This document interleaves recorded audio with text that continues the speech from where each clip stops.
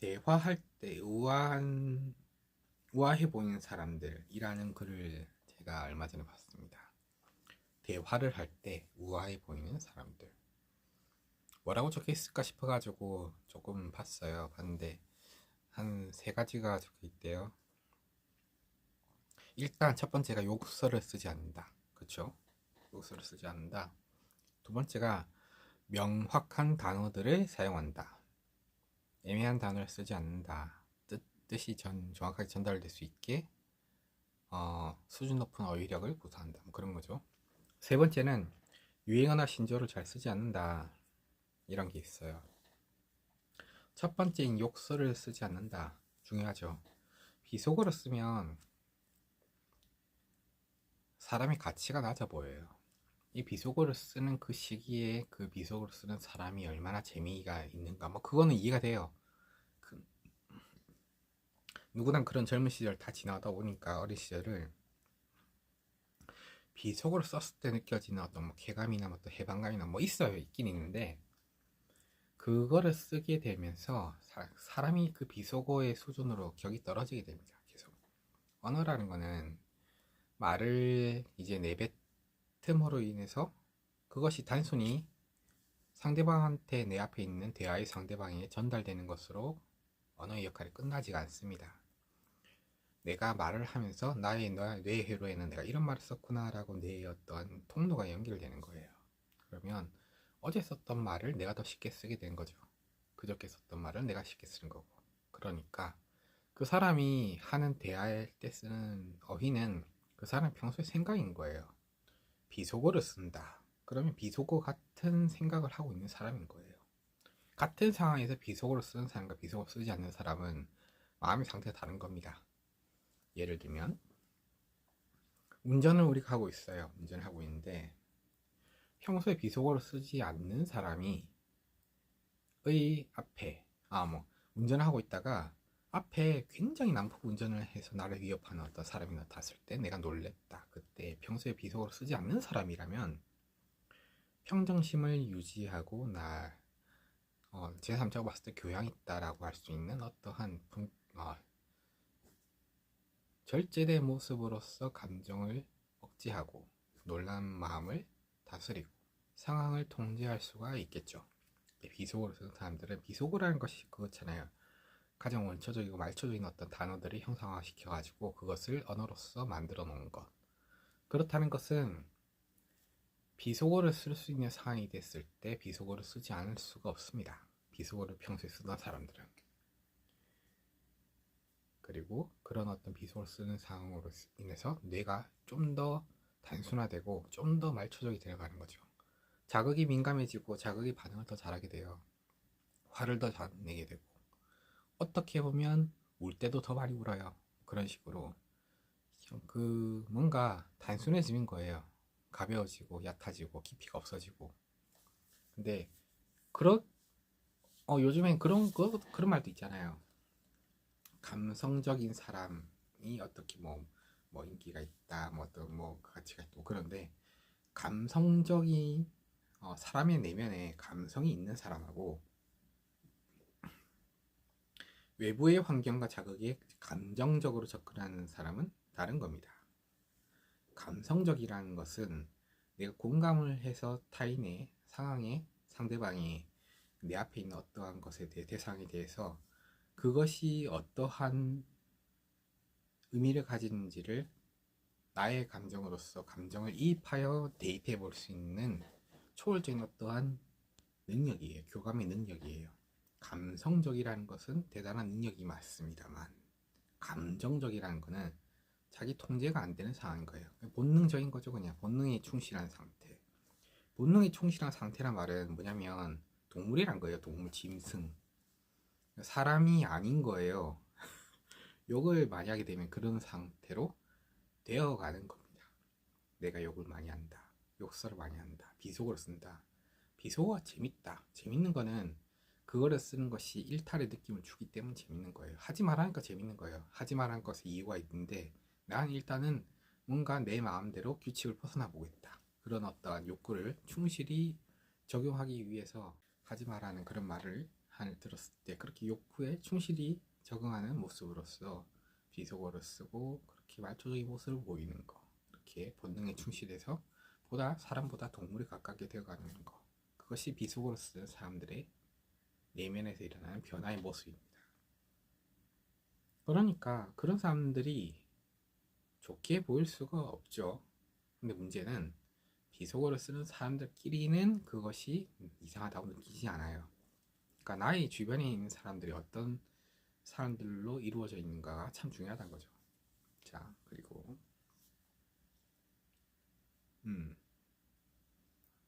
비속어를 안 쓴 대신 이런 사람들도 이제 내적인 어떤 감정이나 표현에 있어서 감정을 드러내는 어떠한 표현을 하고자 할 때 유머러스한 표현을 많이 합니다. 이 유머라는 것이 굉장히 중요한데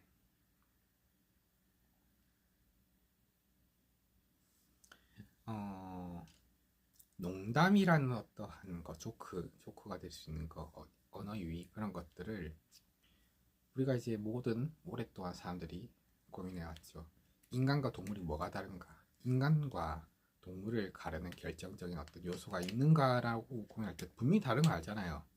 내가 저기 밖에 있는 초원을 그냥 뛰놀고 먹잇감을 물어뜯고 죽이고 사냥하고 그 다음에 자기도 지금 물려 죽이고 죽임을 당하는 그런 말초적인 상태에 있는 본능 덩어리의 생명체와 나는 인간인데 나는 뭐가 다른가? 오랫동안 고민해왔어요, 사람들이. 근데 그런 어떤 답 중에 하나가 그런 거죠. 인간은 농담을 할 줄 압니다. 근데 동물은 농담을 할 줄 몰라요. 인간은 막 그 유명한 미국의 배우가 했듯이 막 상대방한테 막 덤벨 드는 것처럼 보이다가도 조크였어라고 물러나가지고 상황을 유하게 만드는 그런 방법이 있어요. 그리고 받아들인 상대방도 이게 조크였구나라고 하면서 상황을 위협적이지 않게 인지할 수 있는 어떠한 인지 능력이 있습니다. 동물은 짖으면 덤비는구나, 물어 뜯어야 되는 거예요. 동물은 그런 거예요. 본능 그런 거잖아요. 나의 앞에 위협이 있는데 그것이 진짜다 아니 가짜다라는 걸 판단할 필요가 없어요. 위협을 하면 나의 생명을 지키기 위해 덤벼들어야죠. 그게 동물이잖아요. 그게 본능이잖아요. 근데 그 본능이 아니고 본능을 넘어서서 내가 지금 위협을 당했는데 내가 지금 반격을 해가지고 나의 자아를 지키고 내 생명을 지키고 자아를 지키고 나의 명예를 지켜야 된다 하면서 막 덤벼드는 것이 아니라 저렇게 말하는 저 사람의 행동이 외적으로는 나를 놀리고 경멸하는 어떤 행동을 하고 있지만 그게 조크구나라고 받아들일 수 있다. 조크라는 걸 충분히 이해를 한다. 그렇다면 그것이 나한테 영향을 주지 않는다는 걸 이해를 할 수 있다. 그것이 유머를 이해하는 어떤 방법이죠. 놀리는 것 그런 것들이 이제 보통 그렇긴 한데 다른 유머도 참 많잖아요. 근데 어쨌든 보면 상황을 부드럽게 만드는 것이 유머의 힘인 것 같아요. 그러니까 비속어를 쓰는 사람들은 상황을 유하게 만드는 게 아니고 상황을 희화화하는 거죠. 그리고 보다 자극적이고 말초적으로 만드는 거죠. 뭔가 담백하고 은은한 어떤 느낌을 완전히 배제하고 자극에 민감해지는 상태. 그러니까 뇌가 그런 식으로 될 수밖에 없는 사람들은 비속어로 쓰는 사람들은 뇌가 그렇게 될 수밖에 없다 보니까 좀 더 본능적인 동물적이 가까워지고, 그렇다면 그렇지 않은 사람들은, 비속어를 쓰지 않는 사람들은 그런 상황에서 쓰는 다른 테크닉적인 방법으로 유머를 사용하고 있다. 그런다라는 거. 자, 이제 우아한 사람들인가? 무슨 이야기고 있지? 대화할 때 우아해 보이는 사람들한테 나타나는 어떤 세 가지 어떤 특징들을 보이는데, 지금 두 번째는 뭐가 있냐면 명확한 단어를 사용한다. 중요하죠. 명확한 단어를 사용한다는 게 어떤 말이냐면 이런 거예요. 내가 지금 나의 지금 감정을 표현하고 싶은데 이것이 뭔지 모르겠다. 명확하지 않은 상황일 때 뭔지 모르겠다. 나 기분이 나쁜 건 아닌데 화가 나는 것도 아니고 뭐 그러니까 이런 식으로 단어를 정확하게 나의 감정이랄 때 감정 표현하고자 그러니까 감정 표현하고자 하는 상황일 때 감정이 정확한 매치되는 단어를 찾지를 못해가지고 계속 주변을 도는 거예요.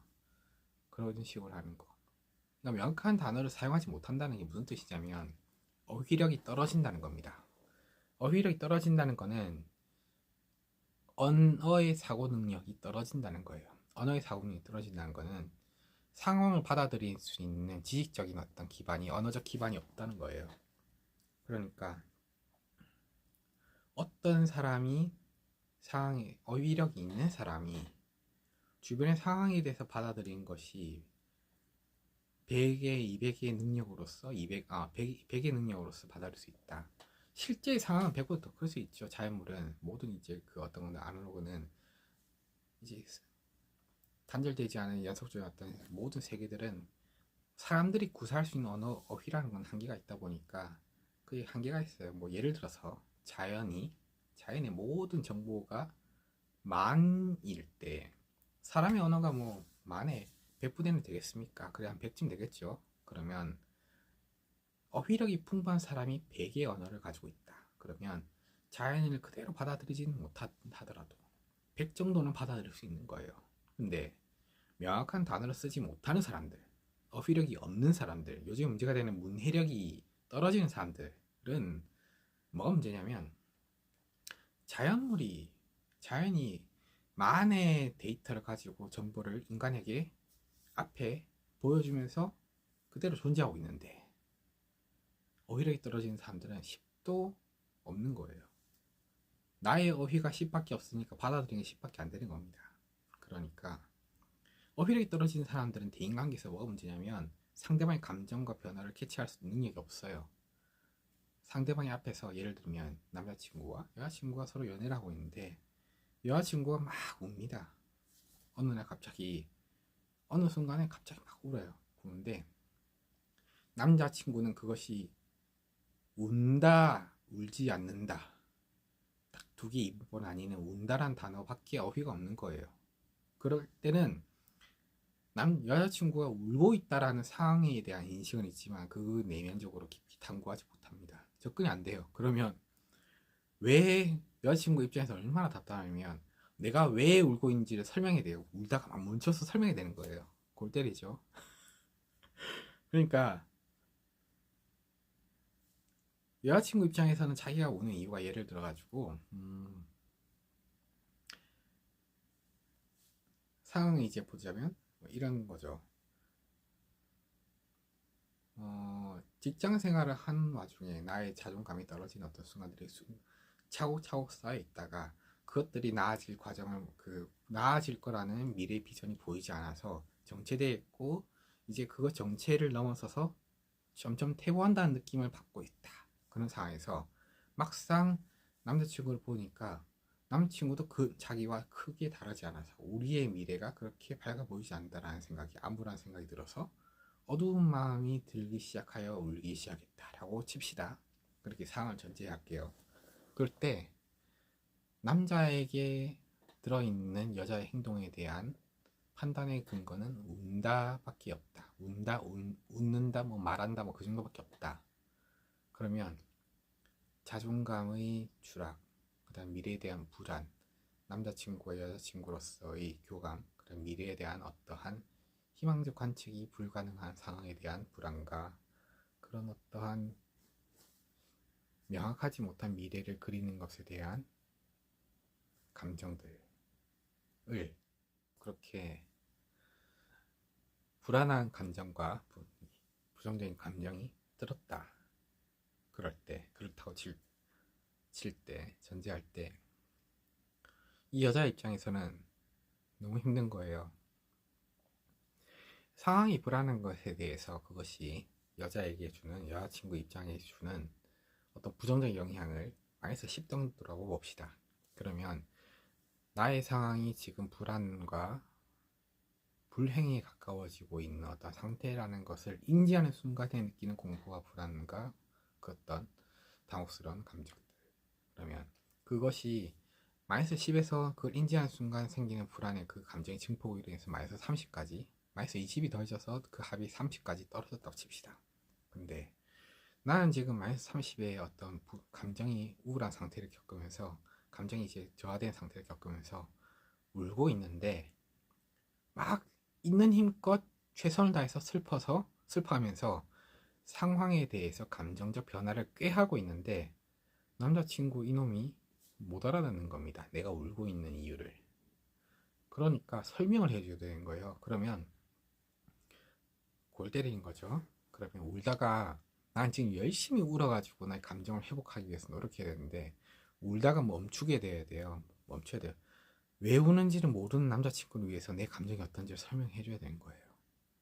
그러니까 문해력이 떨어지고 어휘력이 떨어진다, 이런 상황에서는 감정의 교류가 일어나기 어렵죠. 서로가 자신의 감정에 그냥 충실하게 되는 거예요. 그러니까 한 명이 그냥 힘들면 싸울 수밖에 없어요. 한 명이 뭔가 불편하면 싸울 수밖에 없어요. 왜냐면 전달이 안 되니까. 전달이 되기 위해서 이해를 하는 과정이 필요한데, 이해를 할 수 있는 어떠한 기반적인 지식이 없으니까, 어휘력이 없으니까. 어휘력은 세계를 이해하는 어떠한 나의 준비 자세입니다. 예를 들어서 이런 거예요. 따뜻하다와 춥다라는 단어를 모르는 사람이 있다고 합시다. 근데 따뜻하다 춥다라는 말을 알고 있는 사람이 있다고 합시다. 그리고 늘 여름인, 그 불타는 여름이 어떤 환경에 살다가 처음으로 추위를 접할 수 있는 환경으로 이동한 두 사람이 이동했다 쳤을 때, 따뜻하다 춥다 그런 것도 생각하지 않고 어이도 없고 그 세계에 대해서 인식할 어떤 기본이 안 돼 있는 사람은 그냥 그 전의 세계가 뭔지 몰라요. 그리고 바뀌었는데 이게 뭔지도 몰라요. 뭔가 손이 시렵고 잘 움직이진 않고 뭔가 온몸 삐걱대고 하는데 왜 이런지도 몰라요. 근데 어휘가 있는 사람은, 아, 변화를 느끼면서 이것이 추위구나, 그렇다면 그 전이 더위라는 것이었구나 라고 인지하게 됩니다. 이게 책을 읽은 사람, 책을 많이 읽는 사람들이 모르는 세계에 대해서 모르는 세계를 접할 때 좀 더 다운감이 줄어들 수 있는 내적인 기반인 거죠. 많이 배운 사람들, 많이 알고 있는 사람들, 그래서 미지의 영역에 대해서 더 강인해지는 겁니다. 근데 이제 명확한 단어로 구사하지 못한 사람들, 어휘력이 없는 사람들은 자기 자신의 감정이나 그런 상황의 변화에 대해서 인지를 할 수 있는 능력이 없어요. 그렇다 보니까 그 자신한테도 진심으로서 대할 수가 없는데, 타인을 진심으로 대할 수가 없겠죠. 그러다 보니까 대화를 하고 싶지 않는 상대방이 되어가는 겁니다. 제가 요즘에 이제 진짜 고민하고 있는 게 있는데, 한 사람 있어요. 이 친구가 나쁜 사람이 아니에요. 어떤 사람이 있는데 나쁜 사람이 아닌데 어휘력이 너무나 좀 천박합니다. 너무나 천박하고 악의 단계까지 천박의 경계를 넘어선 건 아닌데 저질스러운 수준까지 머물고 있어요. 그러니까 그런데 그 자신은 스스로에 대해서 굉장히 뛰어나고 우아하고 품격 있다라고 자기 포장을 하는, 자기 세뇌를 거쳐가지고 거기서 헤어나지 못하고 있는 사람입니다. 객관화가 안 돼 있는 거죠. 이게 문제가 뭐냐면 나아질 희망이 없는 거예요. 이 사람은. 이 사람의 어휘력이 이 사람을 J라고 합시다. J라고 하는데 이 J는 나아질 희망이 없어요. 뭔가 자기 발전을 하고 개발을 하고 뭔가 변화를 꾀하는 사람은 그 에너지가 주변에 새어나오게 됩니다. 아, 이 사람이 뭐 하고 있구나. 나는 이 사람이 어떤 변화를 하고 있는 거를 볼 수는 없죠. 볼 수는 없는데 뭔가를 하고 있다는 거를 알 수 있어요. 뭔가 변화를 꾀하고 있는 사람은 주변에 어떤 그런 에너지를 흩뿌리게 돼요. 근데 이 J는 변화를 꾀하고 있지 않아요. 자기 객관화가 안 돼 있으니까. 자기가 어떤 상태인지 모릅니다. 그런데 사람들이 자기를 우습게 보는 게 싫대요. 이유를 자기가 모르는 것이 주변 사람 옆에서 볼 때 너무 골 때리는데, 그 사람이 누군가가 자신을 타인으로부터 우습게 보임을 당하고 있다, 얕보임을 당하고 있다라고 인지도 했잖아요. 근데 인지를 했으면 이유가 자신한테 있다는 것을 알아야 되는데 타인 탓을 합니다. 그 사람이 나를 똑바로 보지 못한다라면서. 제이가 그래요. 그럼 약간 답답해. 너무 힘들어요. 보고 있으면. 사람이 나쁘진 않아요. 선한 것도 아닌데 그냥 평범합니다. 너무나 그 소시민이죠. 일반적이고 특출나지도 않고 특별히 나쁘지도 않은 그냥 평범한 사람인데, 그런 사람이 제 주변에 있다는 게 조금 견디기 힘든 거예요. 그리고 나쁘지 않은 사람이라는 거. 나쁘지 않은데 사람이 상황이 좋지가 않다. 근데 그거를 인지하려 하지 않는다. 벗어나려고 하지 않는다. 명확한 단어가 없는 사람들, 쓰지 않는 사람들은 주변으로부터 존중받기 어렵죠. 특히나 단어를 나 자신이 명확한 단어를 쓰고 어휘력을 구사해서 새로운 세계로, 조금 더 나은 세계로 세계 확장이 됐다 치면 작은 세계에 머물러 있는 사람들을 버틸 수가 없어요. 이게 어떤 거냐면, 느낌이 어떠냐면, 느낌이 사람이 가지고 있는 그 지혜의 향기라는 것이 향기와 같아요. 지혜의 어떤 느낌이, 깊이가 악취가 나는 느낌이에요. 그런 사람과 대화를 가까이 하고 있습니다. 저질스럽고 천박한 이야기까지 하는 사람은 견딜 수 없는 악취가 나가지고 대화를 하는 순간 진짜 기절할 것 같아요. 정말 너무 끔찍한데, 이 문제의 제의는 그 정도는 아닙니다. 타인에게 공격적인 어떠한 악영향을 끼치는 정도의 무식함을 가지고 있지는 않아요. 근데 타인에게 불쾌감을 주는 정도의 무식함이에요. 이게 어느 정도냐, 어떤 느낌이냐면, 그 옛날에 칠판을 딱 긁는 느낌 있잖아요. 그 불쾌한 소리, 딱 그 정도예요. 듣고 있으면 내가 이 소리 들으면서 살아남을 수 있겠지만 견디고 싶지가 않다. 바로 그냥 이 자리에서 도망가고 싶다. 와, 진짜 그 생각이 들어요.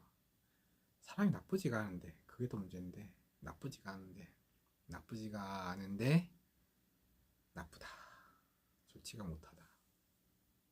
그렇습니다. 명확한 단어를 구사할 줄 아는 것, 언어적 어떤 세계 깊이가 풍부한 것, 그것이 중요하죠.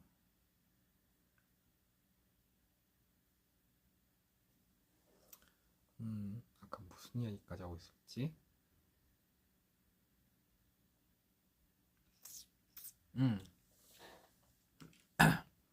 자, 대화할 때 우아한 사람들의 특징으로 세 번째, 유행어나 신조를 잘 쓰지 않는다. 유행어나 신조를 잘 쓰지 않는 그런 우아한 사람들의 특징의 어떤 이유는 유행어가 나쁘다는 게 아니에요. 유행어가 절대적인 악으로서, 악의 표현으로서 유행어가 존재한다는 게 아니에요. 물론 그 발상을 시작할 때는 악의로서 시작된 유행어도 많아요. 그 어원이나 출처를 사람들이 생각 안 하니까 문제인데, 출처에서 굉장히 안 좋게 시작한 것도 굉장히 많아요. 거의 대부분 그렇죠. 재미나 흥미 위주로 이제 흥미 본위로 이제 시작하다 보니까 그런 게 많은데, 그렇게 발생했는 것이 아니고 그냥 자연 발생한 것인데 사람들 사이에서 재밌고 그것이 사용한 것이 희화되다 보니까 재밌고 즐기기 좋다 싶어서 유행하였을 때, 유행어라는 것은 기본적인 언어 체계에서 기존의 언어 체계에 있지 않았다, 새로운 것이란 거죠. 그러면 그 새로운 것을 사용하는 무리와 사용하지 않는 무리로 나뉘게 되는 겁니다. 새로운 것이란 거는. 그러면 뭐 그 예전에 유행했던 존맛탱 뭐 그런 단어가 있다 쳐요. 있죠. 치는 게 있죠. 존맛탱이다 뭐 그렇게 뭐 어쨌든 희한하게 쓴 용폭도 엉망인 그런 단어가 있는데, 그것을 대체해도 필요 없죠. 원래의 그 자리에 있었던 단어는 맛있다예요. 맛이 있다, 맛있다, 맛있다. 근데 그 원래 있던 본질의 단어를, 원래 본래 단어를 대체해서 존맛탱이라는 신조어를 쓰는 사람들, 신조어를 쓴다. 그러면 원래 단어는 누구나 아는 거예요. 기본적인 아는 거예요. 기본이 상식인 거죠. 상식선이고, 같은 언어체계, 언어 생활을 하는 그 언어 문화권의, 동일 언어 문화권의 사람들이 공유하고 있는 어떤 인식인 거예요. 맛있다라고 말하면 다 알아듣는다는 거죠. 근데 존맛탱이라고 했을 때, 그러니까 그 유행어를 썼을 때, 신조어를 썼을 때는 알아듣는 사람과 알아듣지 않는 사람은 나뉘게 됩니다. 그러면 세대 간의 소통, 우리 간의 소통이 단절된다는 거예요. 이게 왜 문제냐? 단절되는 게 왜 문제냐? 이것이 문제라고 느끼지 못한 사람이 되게 많아요. 왜 그러냐면 비속어를 쓰는 어떤 무리들이 비속어를 쓰는 이유가 은어의 역할로서 쓰기 때문입니다. 그러니까 처음부터 소통을 하지 않기 위해서 은어를 쓰는 사람들이 굉장히 많아요. 그런 희한한 세대들이 있어요. 그러니까 그 말은 남들이 내가 무슨 말을 하는지 못 알아들었으면 좋겠다라고 하는 거예요. 근데 정말 웃긴 건 그런 사람들을 데려다 놓고 이야기를 하잖아요. 자기의 말이 전달 안 되면 굉장히 싫어합니다. 굉장히 경멸하고 상대방이 공격적으로 나타나요. 그러니까 자신의 정서 상태가 불안정하고 잘못되어 있다는 걸 그 자신이 이해하지 못하는 거예요. 그러니까 자기 객관화가 안 되는 거예요. 그러니까 사람으로서 기본적인 어떠한 형태를 갖추지 못하고 있는 정신 상태가 되어 있지 않은 상태인 겁니다.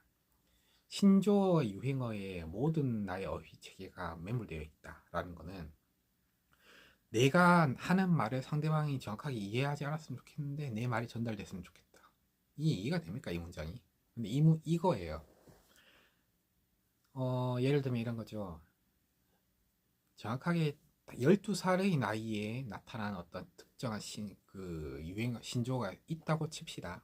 어떤 땡땡이다 뭐라는 어떤 신조어가 있다 쳤을 때 그 나이가 그 한 살이라도 많은 13살부터도 못 알아듣고 한 살이라도 어린 11살들도 못 알아듣는 그런 단어가 있다고 칩시다. 이때는 자기들 무리 안에서 너무나 재밌어요. 너도 땡땡이 하지 않냐? 나도 땡땡한다. 그렇게 서로 그런 이야기를 하면서 서로 즐거워요. 근데 그 사람들의 즐거움을 못 알아듣는 사람들을 보면서 그들이 느끼는 감정은 비웃음인 거예요. 내가 하는 말을 상대방이, 저 사람들은 못 알아듣네? 우리만 아는 단어네? 우리가 알고 있는 그 지식적 우월감을 느낀 거죠. 그러니까 실제로 그 사람들이 우월한 것이 아닌데 우월한 것을 느끼려고 하는 것. 이것이 뭐겠습니까? 열등감이잖아요. 내가 잘나지 못했는데 잘난 것으로 보이고 싶어. 그래서 의도적으로 우리만 아는 단어를 만들어서 정보적 우위를, 정보적 독점을 하려고 하는 행동. 그것이 신조어를 만들고 신조어를 더 찾아서 쓰려고 하는 사람들의 심리인 겁니다. 그러니까 다른 말로 하면 정신 상태가 못난 거예요. 내가 지금 약간 못난 부분인데 그걸 인정하고 싶지 않은 겁니다.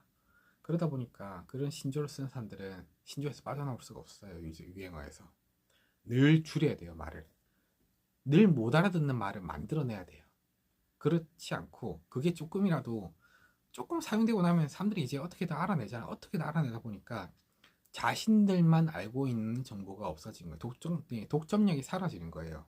누구나 아는 공유한 상태가 되다 보니, 공유한 상태로 확산이 되다 보니까 자신들이 가지고 있는 정보적 우위가 없는 거예요. 그러나 지식이 있는 사람들이 가지고 있는 정보적 우위는 이미 기존 체계에서 있는데 자신들의 부족한 부분을 채우기 위해서, 감정적 결핍 위해서, 지식적 결핍 위해서 열등감의 그 표현으로서 신조어를 만들고 유행을 만들어가지고 그걸 퍼뜨리려고 하고 그러한 무리적 어떤 형태를 구축하려고 하고 있는데 그 구축된 형태가 무너진다. 왜냐하면 지식이 있고 이미 학습하는 걸 좋아하는 사람들은 자신들이 모르는 것에 대해서 공부하려고 하는 어떤 기본적인 형태적 특징이 가지고 있어요. 그러니까 신조어가 이상하고 나쁜 거 알아요. 신조어가 뭐 그렇긴 한데 그런 사람들조차도 이해하고자 먼저 다가갑니다.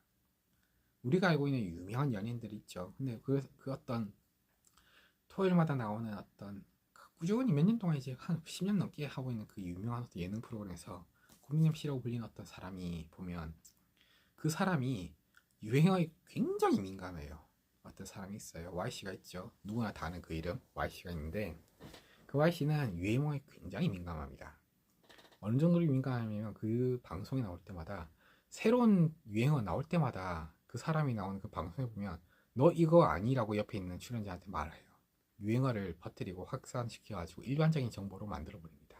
특정한 무리에 속해 있는 어떤 특정한 정보가 아니고 정보가 단절돼 있어서 특정한 무리만 알고 있는 아주 작고 작은 무리의 좁은 규모의 단어가 아니 그 정보가로 유지시키지 않고 그걸 아예 방송에서 터트려가지고 모든 사람이 아는 일반적인 단어의 수준으로 떨어뜨려 버립니다. 그렇게 일반화된 정보에서는 그 정보의 독점력이 떨어지는 거예요.